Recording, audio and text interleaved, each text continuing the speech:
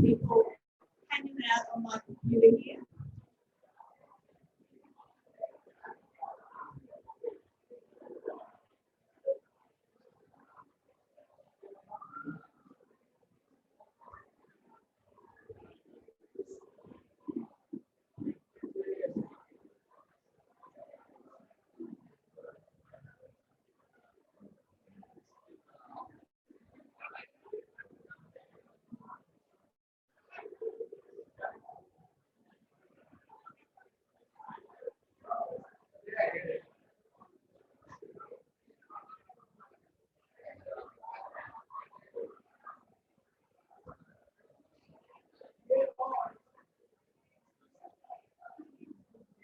So I'm just saying a nice welcome to all the people who are still piling in on Zoom.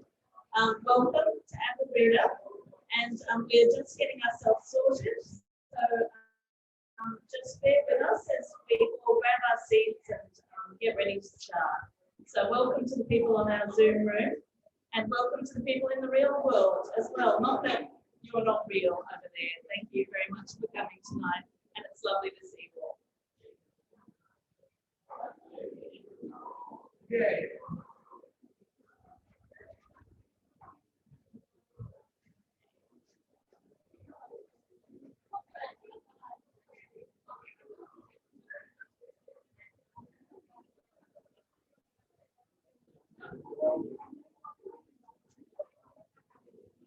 So just as we're settling down, people in the room here, there are a couple of housekeeping things that I need to let you know about before we start.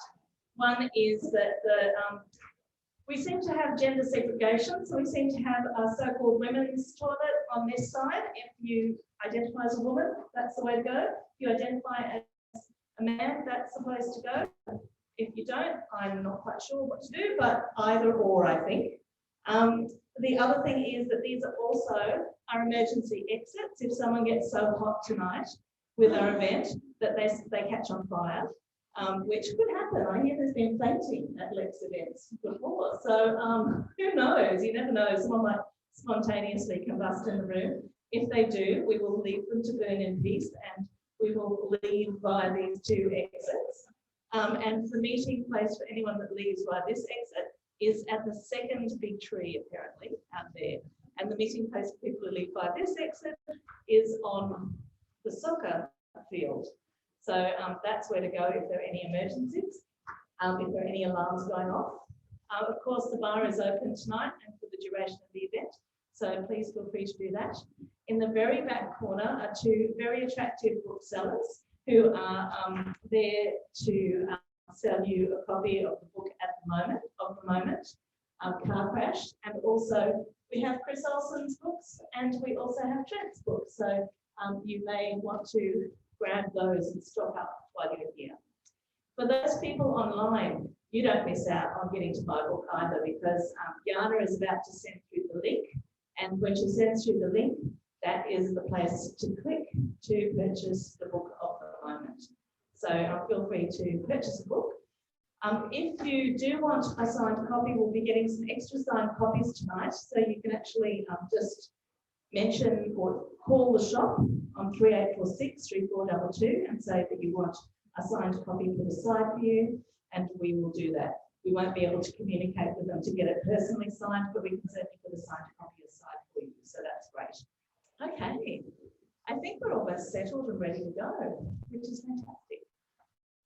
You see a couple of camera operators around. Apparently, Australian Story is doing a little bit of a roam around tonight, so please duck and cover if you don't want to be looked at, but you're all gorgeous. That's fantastic. All right, so tonight is my very, very great pleasure to introduce Chris Olson. Before I do that, I need to tell everybody, if you have your phone with you, to turn it to silent so it doesn't go off during the event tonight. And that's not for the people on Zoom, because you can let your phones go off at will. So anyone in the real world, if you want to put your phone on silent, that's great. Excellent. So it is my very great pleasure to introduce Christina Olson to you. Christina is an award-winning writer of fiction, non-fiction, and journalism, Her 2013 memoir, Boy Lost, garnered multiple national awards, won just about everything that was available that year. And her most recent novel, Shell, was also shortlisted for numerous awards too. She's an amazing tutor. She's doing several classes with us on fiction and memoir. She's an incredibly generous writer and one of the great writers of Brisbane. So it's with great pleasure that I introduce her to do the official launch tonight of Lech Blaine's Propels. Welcome, Christina Olson.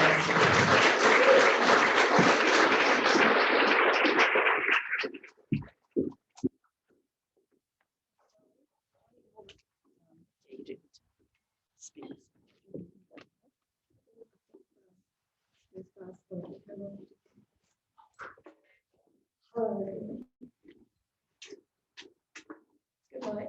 Very scraggly notes together here. Thank you for that lovely very hard to live up to that. I'm not going to catch you all. Try. I really would like to begin by acknowledging the traditional lands that we are on, Toowoomba and Yagara people. We're very, very lucky to be able to share this beautiful place with them. If there are any elders or descendants of elders in the room, I pay you my great respects. Well, I'm extraordinary to be up here with these two fellows. These two particular and extraordinary men, whose lives both intersected with mine some years ago separately, but from my point of view at least very profoundly. Lech, who I had the great luck to mentor through some of the writing of this book that we're celebrating tonight, and Trent Dalton, who I had the great joy of teaching at university, even further back than that, when he was about 8. He was, maybe I was 8. He was about 17, and I'm sure I was a bit younger. So for me, with both of them, there's been this great privilege of watching potential flower into brilliance. I can remember thinking about each one of them. Well, I'm not sure I can teach you much. And in the end, I reckon they taught me as much as I've taught them. They share, not just brilliance on the page, but an extraordinary capacity for understanding, for revealing us all in our best and our worst. And they both do this with great compassion and great humanity. And that was your great good luck, all you people there and on Zoom land as well, to have them both in front of you. You will soon anyway, in conversation about Lech's extraordinary and startling new memoir, Car Crash. So at last we have this book out in the world. It's been a little while, Lech. And after years and years in which I know that Lech seriously wondered if this was even possible, to put this story down on the page. I mean, how do you do that? To translate the physical facts, for one thing, as well as the psychic terror and the wild emotion of it, even years later. I was there for just some of it, a couple of years or maybe a few, I can't remember. And in the beginning, knowing its subject matter, I thought, this story is bigger than both of us. But of course, the best and the most important books always are. They have to be. They have to be bigger than us as writers. They have to be truer than us and deeper, tougher, and therefore almost impossible to approach. They insist that you give everything to them, including your sense of self and safety. They insist on some kind of transcendence. This can take a long time. So how to approach this kind of book with all its attendant and particular fears and pain? The certainty that you will suffer as well as grow with it. You will lose one skin and grow another, but excruciatingly slowly. For Lech, I think this was profound. He was one of a handful of teenagers, as we all know now, in a deadly car accident in 2009. As Joan Didion, the great Joan Didion writes, life changes in the instant, the ordinary instant. This crash killed 3 of Lech's friends and left 2 in a coma. Lech himself walked away without a scratch, or at least with no visible or obvious injuries. But of course, his wounds were deep and profound and invisible. Everything in him had changed at a cellular level, body, soul, and mind. He was the one who looked unscathed. And this, I think, perhaps, might have been the deepest wound. The lack of a visible wound, this survival. For a while, I think it cut him off from everyone and everything. So how to write a story about this? Certainly the tragedy belonged to Lech as well as to his family and his friends and their families, but it also belonged to the community. So this is a story about grief and the terror of survival, the numbness of it, and the roaring noise of it. But it's also a story about boyhood and manhood and family. Lech writes of that younger self with a great and a rare insight, and perhaps also through the lens of its loss. The accident catapulted him not just out of his youth, but into another nightmarish version of it. He detailed this unflinchingly. In this country, we expect certain behaviour for our males. This is partly, I think, our foundation myth, if you like. But which foundation? Which foundation myth? The horror of our invasion of this place, the killing and the dispossession that delivered this country to us, or the Anzac myth, which we will, of course, reenact next week, and which insists on an extension of this amnesia in a way, this amnesia we're all so well versed in, this insistence on forgetting horror, of reimagining it as something else. In all this, we've created a particular kind of myth of masculinity. In the second decade of the 2000s, the one we're in, or maybe it's the third, it is the third decade of the 2000s. This is still what we expect of the Australian male. This is what we still insist on. This tough, upright, larrikin, Teflon-coated creature. Lech has spent a good part of the past few years interrogating this. His own performance of it, before and for a while after the crash, and other people's as well. The creature he was and might have been, and the one who crawled out of the chrysalis at last. As B.J. Silcock said in her wonderful review of Car Crash in The Guardian, this is a memoir of 2 wreckages. It is, of course, about the cultures involved here, the male, the teenage, the sporting. Not as most people surmised at the time of the accident, of alcohol and drugs and speed. Not that night, at least. It's also about the culture of families and friendship. What it's about, in truth, I think, is the appalling guilt of not dying, of survival. Your miraculous self, your apologetic self, your shameful, 3-dimensional, breathing self, who must live now, not just one life, but others, 7 others, your own and those of the others who didn't make it. And it's about the fractured soul who finally staggers out of that, oddly shaped, punctured by grief, emotionally eviscerated, but new. To write any book, anything worthwhile, I think, is eviscerating. It demands that you be vulnerable. To survive great trauma does puncture you, demands you look up and out. To put these 2 things together, to be able to do that finally, this surviving and the recording of it, is an act of greatest courage, of generosity, and in Lech's case, great tenderness as well. Yes, there is a car crash in the story, but it's really about a young man becoming fully human.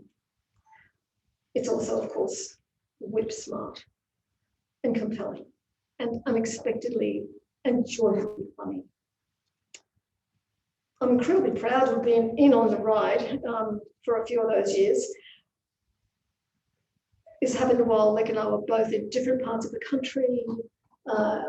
Sometimes Lech was in a motel room, in a motel where he was, managing the place, doing other odd jobs. I remember taking calls in Adelaide and other places, all around Australia. It was tough and it was fun. And sometimes it was like being in a war zone, but on the winning side.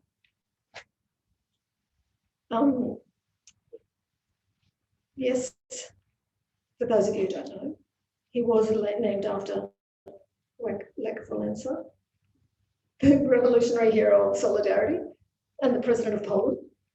He shares in him, I think, a poetic sensibility, an unfashionable facial hair, as well as a searing intelligence, a deep humanity, as well as a way with words. I learned a great deal from Lech in the process that we went through together. I'll always remember it. I'll always be incredibly proud of it. Congratulations, Lech.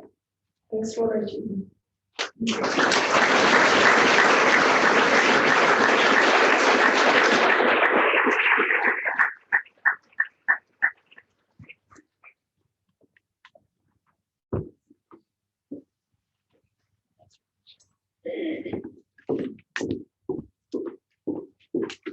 Chris Olson does an amazing launch speech. That was absolutely fantastic. Thank you so much.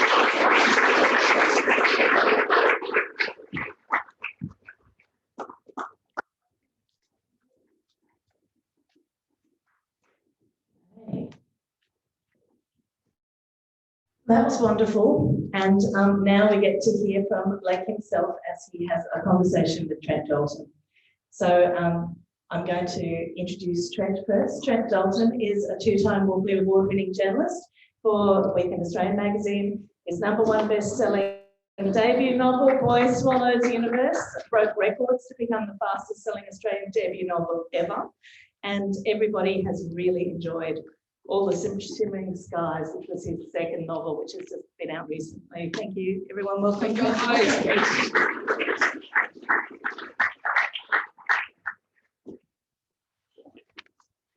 And of course, Trent will be in conversation with the man of the moment, Lech Blaine, who is a writer from Toowoomba. His work appears in the Best Australian Essays, Meanjin, The Guardian, and The Monthly, among others. His work has been nominated for several prizes, and he was an inaugural recipient of the Griffith Review Queensland Writers Fellowship. Car Crash is his first book. Everybody, welcome Lech Blaine.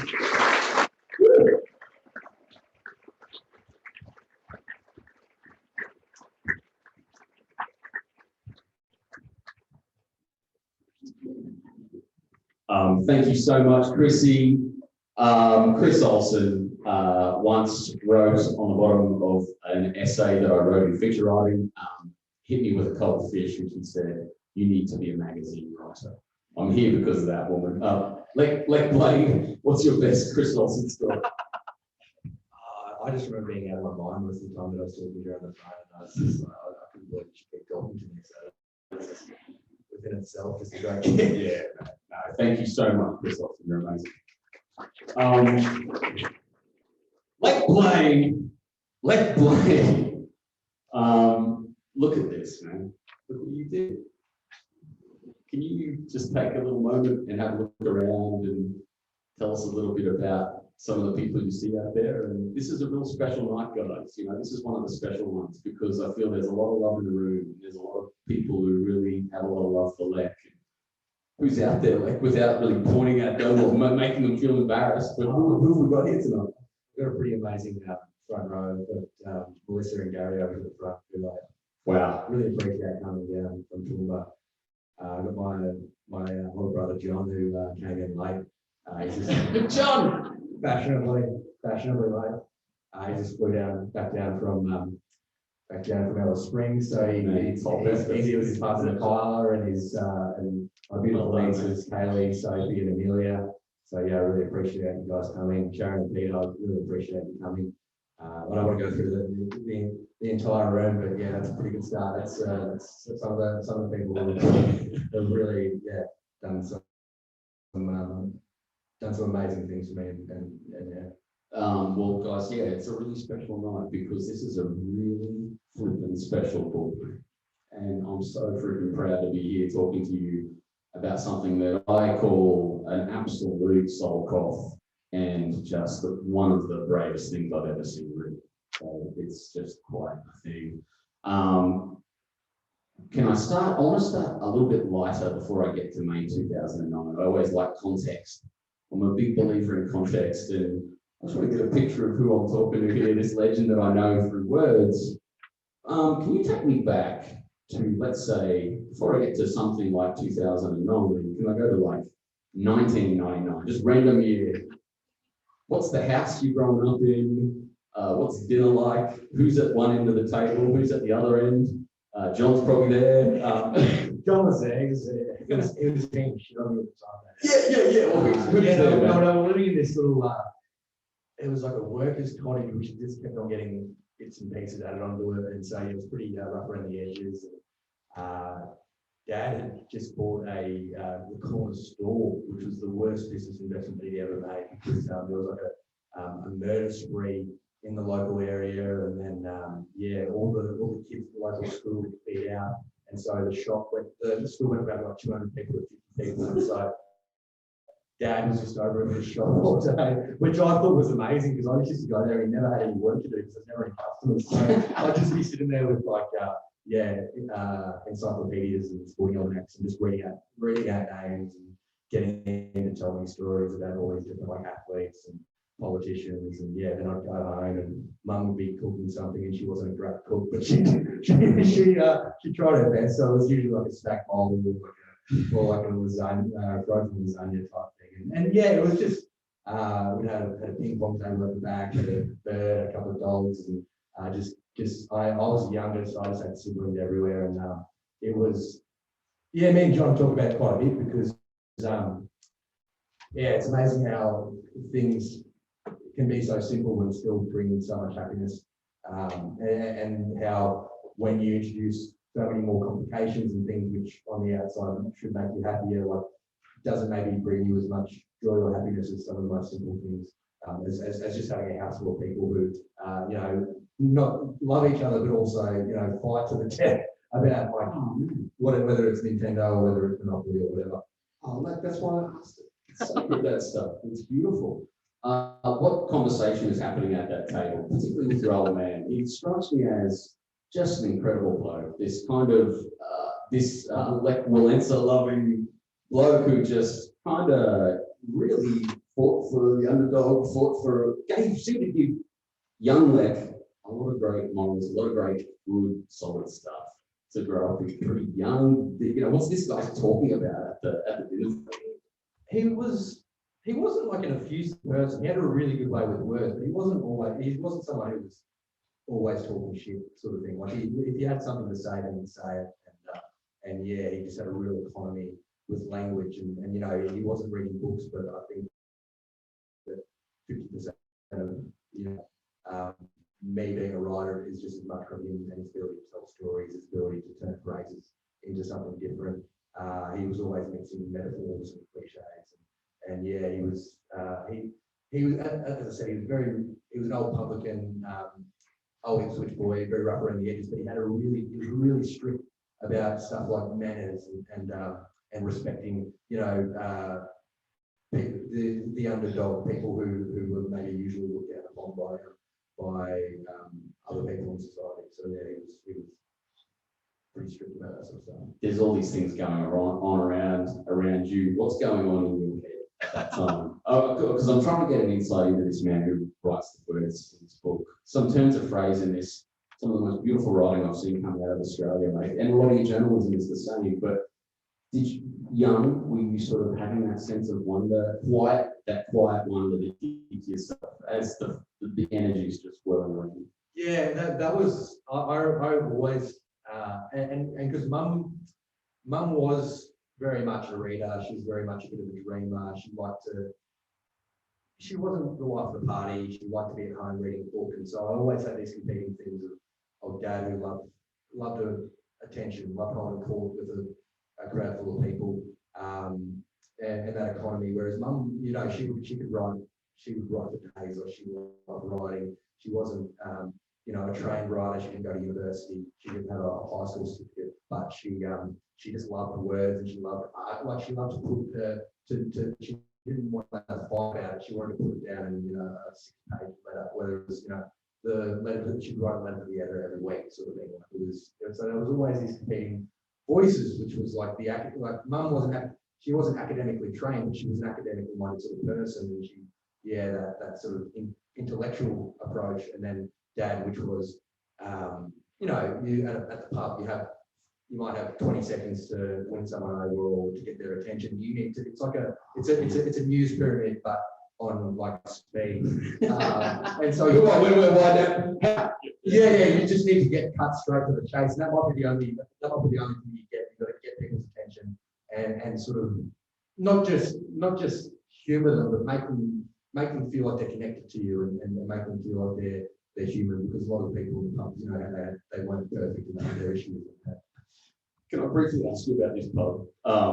Where was this pub, and what are your folks doing in there, and what were you doing? We had the country club when we first went to Toowoomba, and I just remember bouncing a tennis ball around outside. John would have been 12 or something. He was working the bottle, so that was his first job. That was what I graduated. Never too young to work the bottle. I think Melissa was actually Melissa was one of our customers at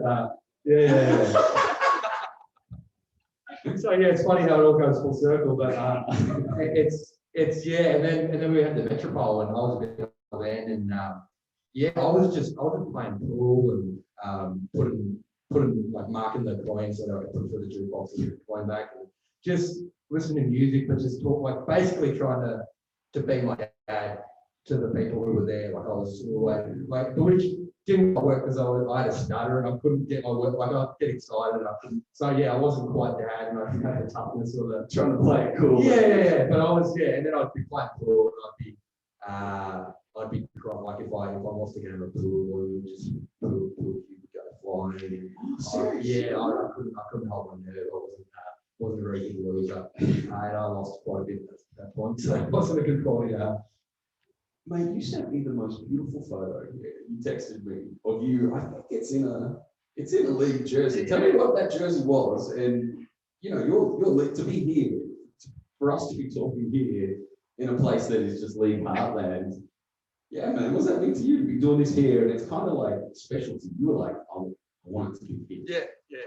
No, that was an all whites, which is brothers in Toowoomba. So that's JT's. Okay. But and I think I know what my BMI was at that point, but it would have been different there. So I was an absolutely massive unit, but I wasn't tough. So I just turned myself into this hooker. But and so I'd get there'd only be one marker, and I'd make sure that I was the marker every time. And then I'd be a hooker, so I didn't have to do much running. Man, I wouldn't be able to. You had some sweet cheeks, man. I wouldn't have been able to tackle you out of cuteness. All right, man. So let's push forward. Right? Are you sort of okay if I talk about May, 2009 a bit? I want to ask you a little bit before then. Can you tell me about April 2009? No one ever talks about that. I want to hear about Lech and his mates and that world. Man, my wife's from Toowoomba. I love the place. I know why people who grew up in Toowoomba love the place. Just tell me a bit about your life at that time. You're in your last year of high school, in the beginnings of it. What's going on, for you, and what dreams are in your head? What hopes are in your heart? What's going on for Lech Blaine in April 2009? Yeah, it was weird writing the book because you'd think that the hardest part of the book to write would be actually the accident. That was actually the first thing that I wrote. Wow. And in some ways it was the easiest because it was extremely painful, obviously, but it was so immediate. I just described what happened. It was almost overlapped with my idea about all these terrible feelings that I was feeling, and so the last thing literally the last thing that I wrote in the book was the before, in the months. And so it's funny you asked that because it was the months. It was when I'd met this group of guys and then leading up to the accident, which was totally mundane, totally just us having fun, getting to know each other, us being 17-year-olds and talking about what we wanted to do when we finished school, and I had a lot of different influences, and so I was always trying to figure myself out at school. And then I went to St. Mary's, and a mate of mine, Nick, had gone over, and he switched schools, and so I met this new group of guys, and like I can remember meeting, each of them, but like I can remember meeting Henry, and sort of spending a lot of time with this someone completely new. I had no idea about who I'd been or who I was supposed to be or anything like that, just purely who I was as a person at that time, which was, not an athlete, just poking around, like reading books and listening to music, and that was totally fine. Like I wasn't, and then I met Dom, and I met Will, and so this is all sort of building up. It's not all happening at once, but then it sort of just clicked into gear, and it felt like I was shifting into like a different life. And then I met Hamish at the start of 2009, and it's not like I changed as a person. It's actually that like I was just allowed to be who I was at that moment, and that didn't offend anyone. And that's like the most beautiful gift that you can give to a 17-year-old. Oh man, I know how that feels, and it often comes late. It takes time to get that. Mates, in journalism, you are a brilliant feature writer. I often interview people, and I realise halfway through, they've got a that night, and many of us have that night, that this event that forever becomes known as that night. Can you do us the honour and kind of just share us a few kind of insights into your memories of your that night? That moment that kind of is the first chapter of Car Crash. I defy anyone to read that passage on your description of that and not feel a sense of the most extraordinary connection and humanity, and the strangeness of living, the strangeness of calamity, and just, can you tell us a bit about your memories of that night? Yeah, it's the cliche thing in terms of, you talk about magazine writing where people say it was the most normal day ever, and yeah, it was. And we'd been at a barbecue in Highfields where your wife, where your wife's from, and well, and we had plans to travel back into town. Obviously, ended up in the configuration that we were in the car, and yeah, it was completely normal until the moment that it wasn't, which was, it all happens in the space of 3 seconds or so, like, and at which point, yeah, I look up and we're crossing the highway, and next second the collision had happened, and I didn't suffer any injuries, so I was totally conscious throughout that, and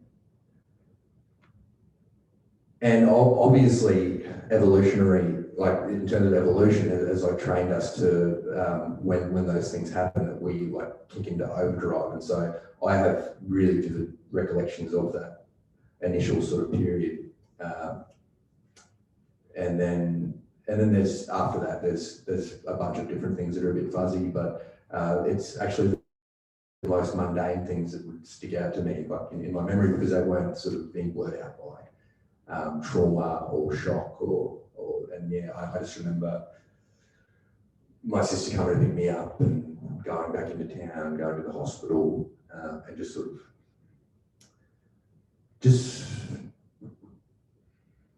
wandering, drifting through the world, and that drift just continued for, in some ways it hasn't stopped.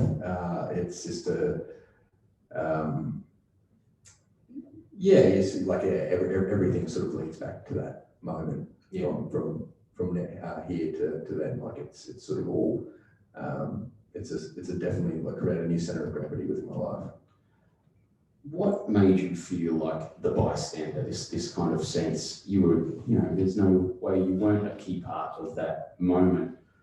Some of the most extraordinary moments are the mundanity and the pedestrian nature of the things that are coming back to you. How extraordinary was it to feel like that bystander in an event that would be one of the defining events of your life, and if not the defining event of your life?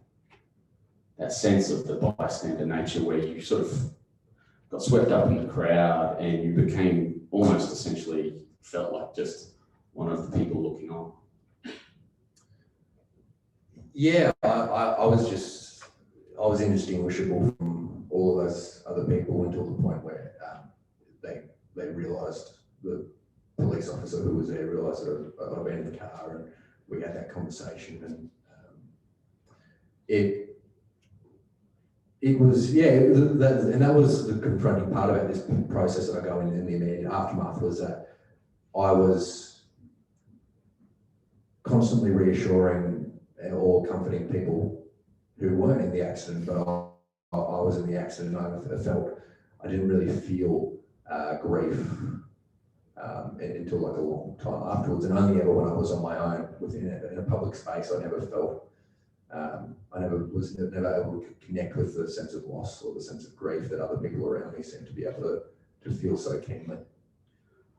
I don't want to go into there was a moment in the writing. I want to ask you about the writing of this, where as a reader you sense that you've had revelations to yourself in the writing of what must be incredibly tough writing. One line stuck out to me. It's a beautiful line. You depict what had happened, and then you settle on a line which is, and I think that's the loneliest moment of my entire life. It's this, and I feel like it's a realization.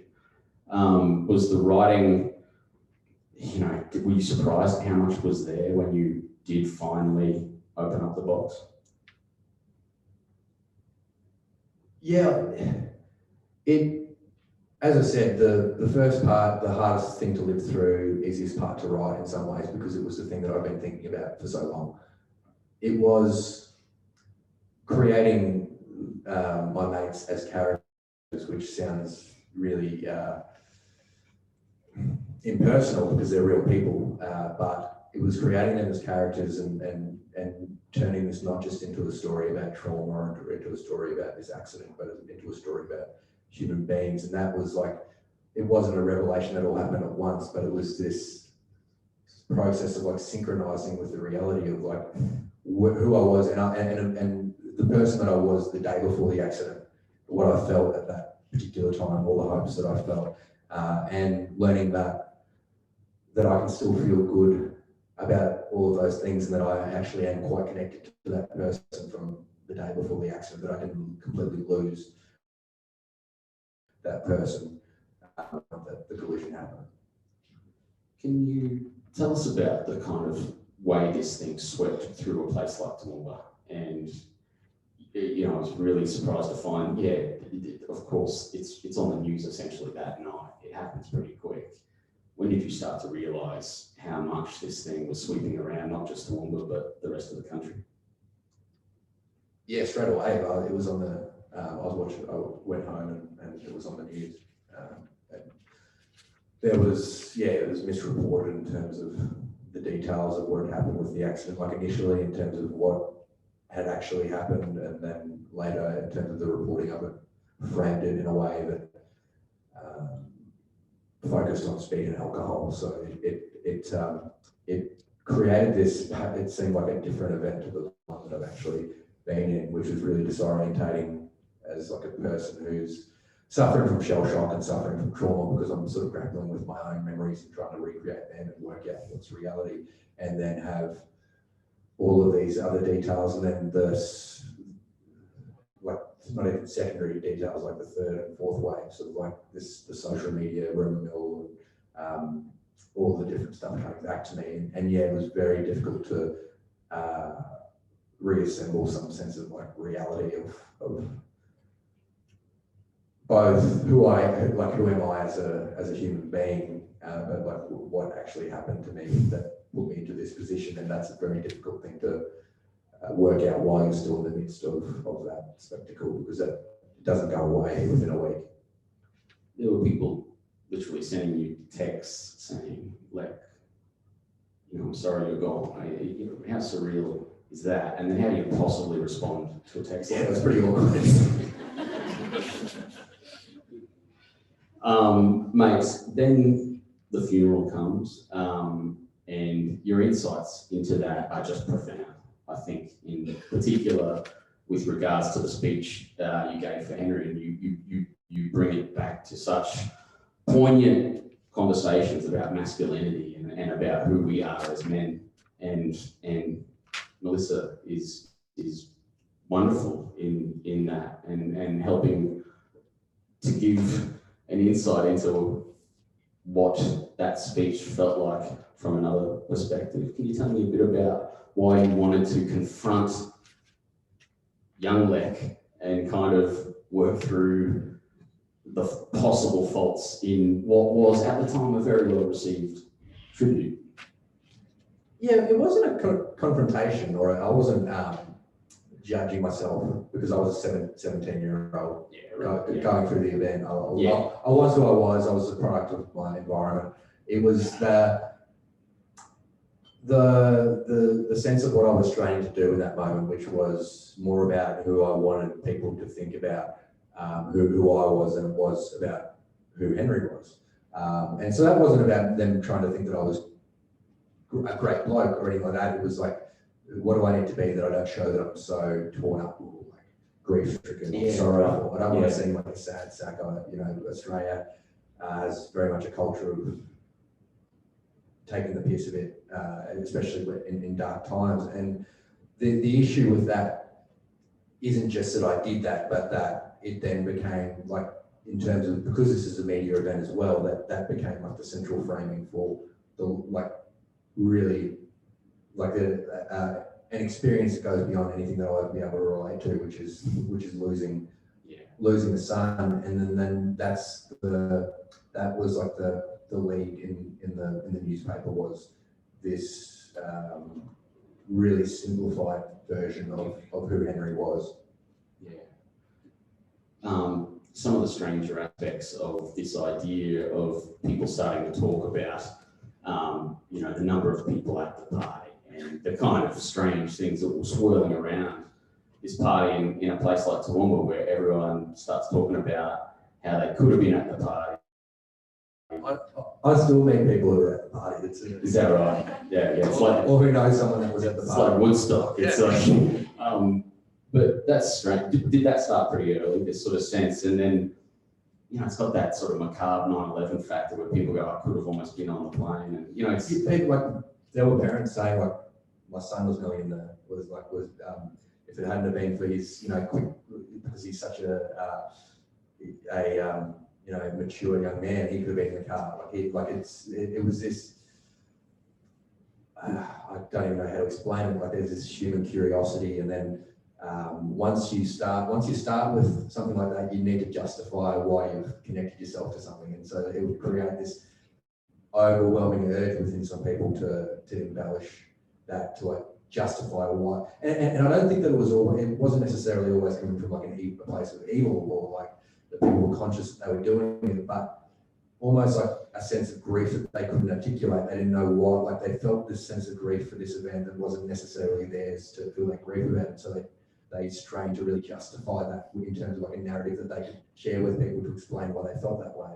And then that just led to some really, really weird shit. Some weird shit. Your friends, man, and your friendship group throughout this book and the support of those guys. And I don't know how many here are in this room. Just, I feel this book is such a tribute to the way a bunch of great mates who have just come together and we're already together, but just been sort of unified and just, melted together in the toughest way. I want to talk about Dom and Nick and how much they meant to you at that time and how much they mean to you now as well. I want to come back to that because I think some of the best chapters are regarding those fellas. And but how important was it for you to be near those guys in that time, when that stuff's swirling around and there's only, certain people who know what it feels like? Yeah, it was a really weird, like these parallel experiences of loss, and then this other experience of community and friendship, and it's really difficult to explain to people how people inevitably drift away in some ways, but there is a bond that was created through this loss that is just will never go away. And I'm still my best mates today.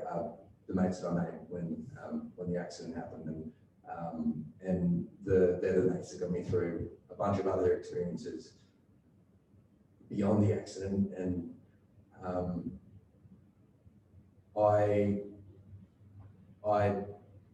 and in terms of mates, I'm not just talking about the guys either. Like there was just this whole Downlands was a co-ed school, and this was at this period in my life where I had such a deficit of tenderness, and this wasn't just because of how I was feeling or how shell shocked I was because of this accident, but just other things that were happening in my life in terms of my parents separating, and I felt a real deficit of tenderness, and just the simple fact of like some physical tenderness on a regular basis which I totally took for granted because at the time, because you sort of just get used to it, but it's only when I've been through the grieving process at other times in my life that I've realised how miraculous that was to have that as a 17-year-old boy who's just gone through one of the most fucked up things you can possibly go through.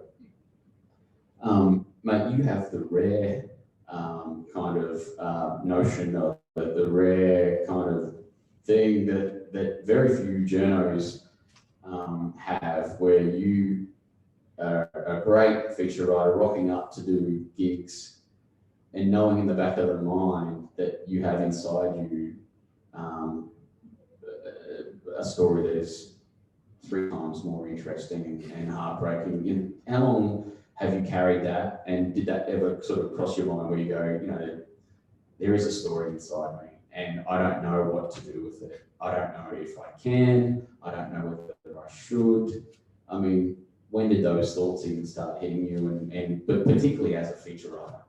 Well, I had a completely asymmetrical journey to yours, which is that you've been a feature writer for such a long period, carrying this inside of you. I'd actually signed to write the book. I never would have been writing feature articles unless I'd signed this deal with Black Ink, who publish the month. Like I never would have got a look in with any of these with a magazine like the Monthly unless the book had existed. So it was the other way around. Like I didn't have a cadetship, I didn't do a journalism degree, so in fact it was actually the life experiences that I had and my access to those emotions would probably taught me how to be a feature writer, or to how to empathise with human beings, whether it's not just in a professional way, but like just as on a completely human level.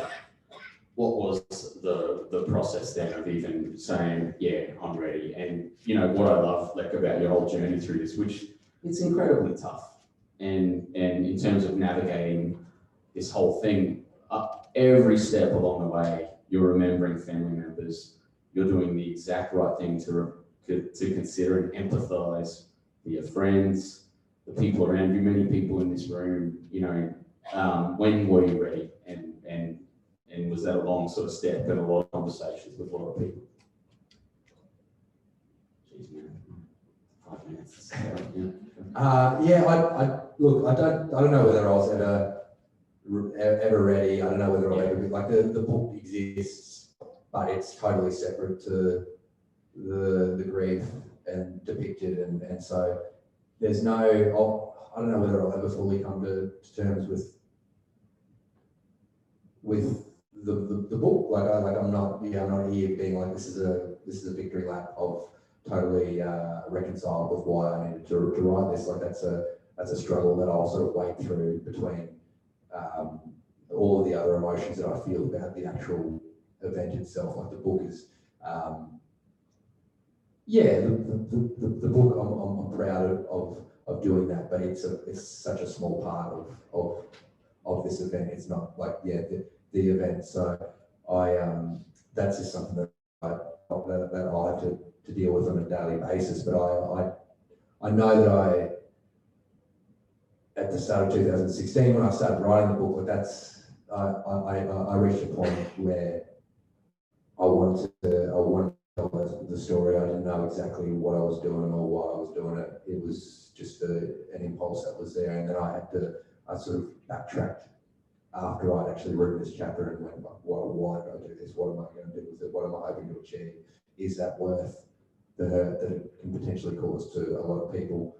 And that's like there's so many different people. It's like, very very difficult to weigh up and very heavy to weigh up, and I'll keep on doing that the best way I can. But there'll never be, I'll never feel complete closure, I don't think. Yeah. Can I go back to Dom and Nick, and particularly the ending of the book? I remember us discussing, you made changes and you really wanted to, there were things that changed along the way since that journey from 2016. It changes, and people are ready to talk and are ready to kind of give and be part of it. Can you tell me a bit about how that ending changed and why it was really important for you, and why you're perhaps grateful for certain contributions by people?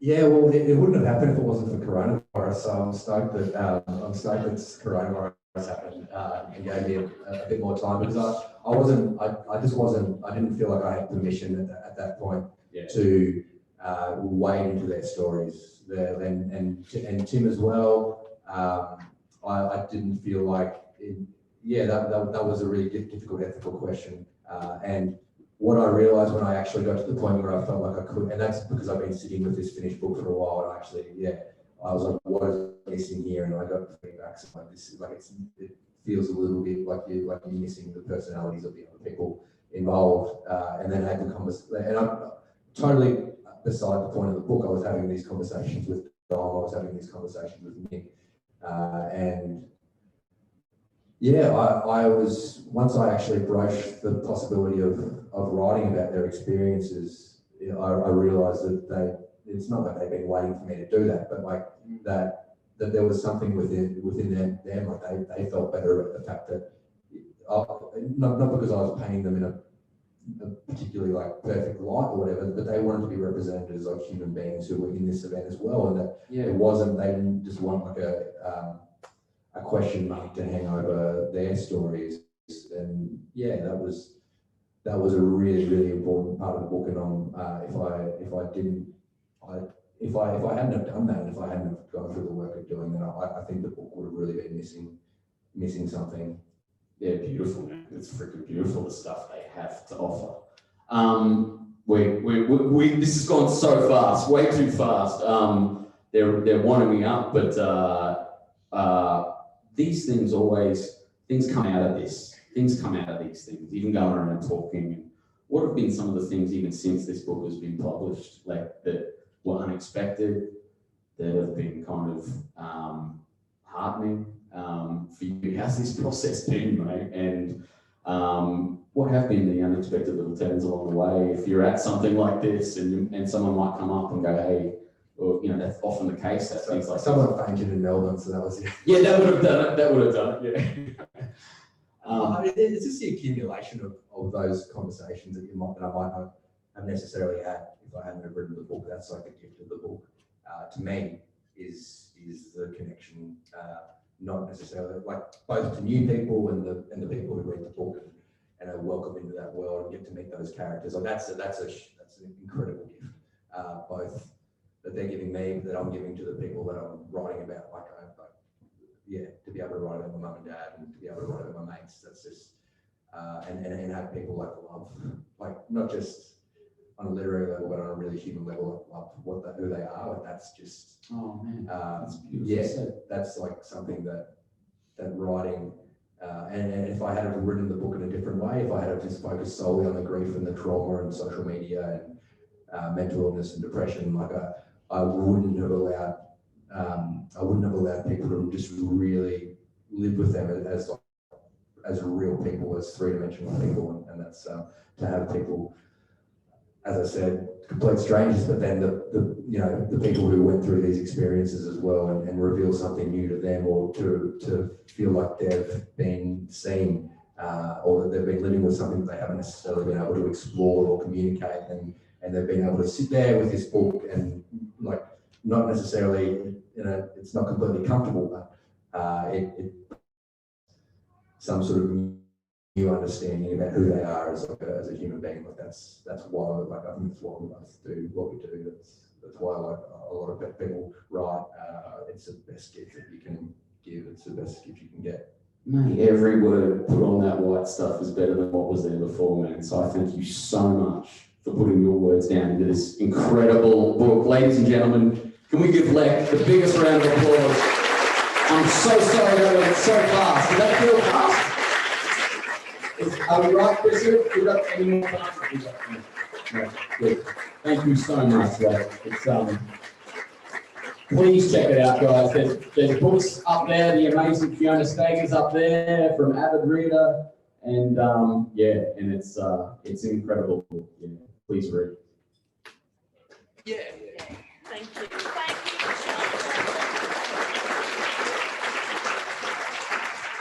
Before you move, I'll just hand over to Lech because he might say some final words tonight. Yeah, thanks a lot. I've had a bit on my plate, so I haven't anything too special prepared. I just mainly wanted to go through and thank all the people who made tonight possible. Avid Reader, Chrissy, and Fiona, EK, who unfortunately I think couldn't make it tonight. Yeah, they've done an amazing job, both selling the book, but putting on tonight and allowing me to be here.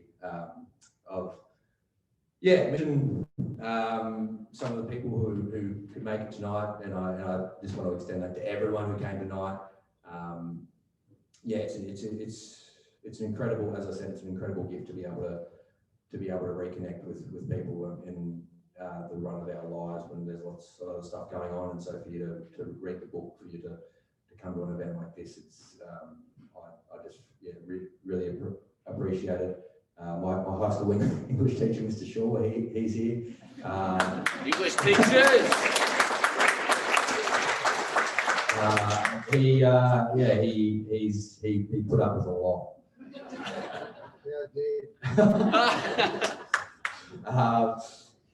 Terry Butler's here, the local member. Yeah, thanks for coming, Terry. I really appreciate it. The team here, South Leagues Club, Jasmine and the team have catered for a lot. They added another 50 tickets. They let more people come in, and that's I really appreciate that. The whole talking about like Avid, the whole Queensland literary community that sort of runs through Avid. They've been I benefited from it briefly because I lived here on and off, and I got to go to the events and got to be in the crowd, and I got to be inspired. And I love Queensland. I don't live here at the moment, but I've received financial support from the State Library of Queensland and the Queensland Literary Awards. That then brought me into contact with something like the Griffith Review, who have been incredible supporters of my career, first with Julianne Schultz, now with Ash Hay. I met John Tague through the Griffith Review, who's I think we went to the Brizzy Writers Festival one year, and we just sat outside drinking schooners and talking about rugby league for 6 hours, and I was like, I'm going to stick with this guy, he's good. And he's been like really supportive of my writing as well. I met Mirandi and Laura Albury through the Griffith through that same connection, talking about where I was and how sort of downtrodden I was in at various points of this. Like I lost my mum in July 2018, and I got a lot of amazing support from mates and stuff, but it was some of these like new connections within the literary world, which you know, it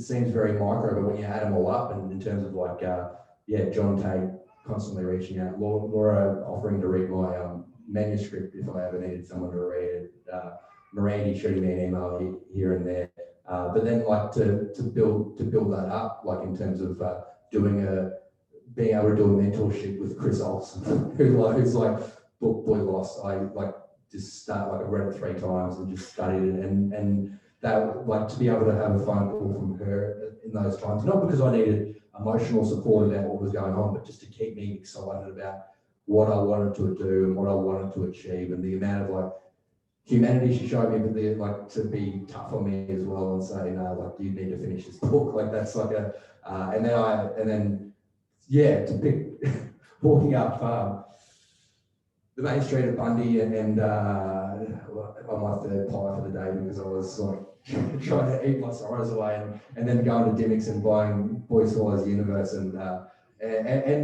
within the same thing is that gift that Chris gave me, and you didn't even know that it was happening. This is the greatest gift that you can give someone, is to make them excited about not just writing, which it did. It made me come to terms with that I could unapologetically love the people in my life, and that I could put them in, and they were worthy of literature, and that was one thing that your book really showed me. And I'm getting chills.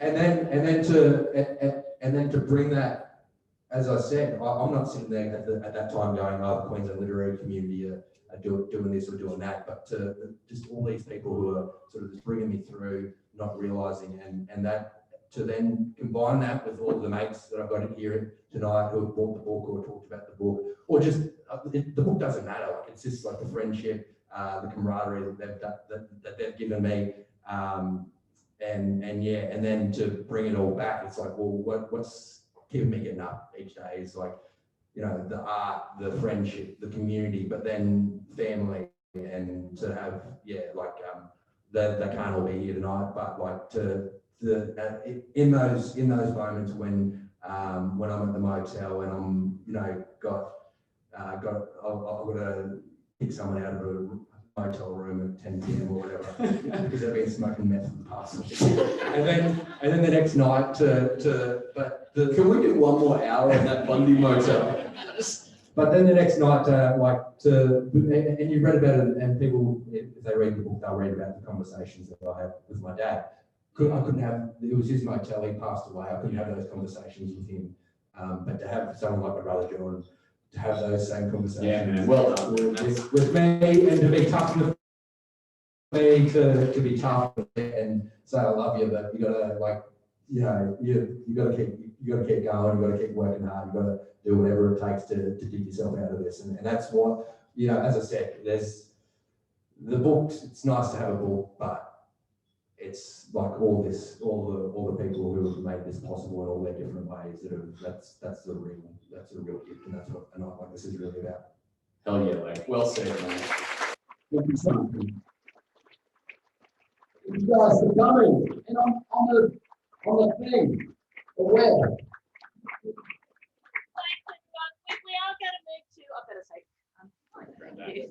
So we are going to move to the signing now. This is always the best time for an author to relax and get to talk to you one-on-one. We're moving Lech to the table over here. The books are in the back corner.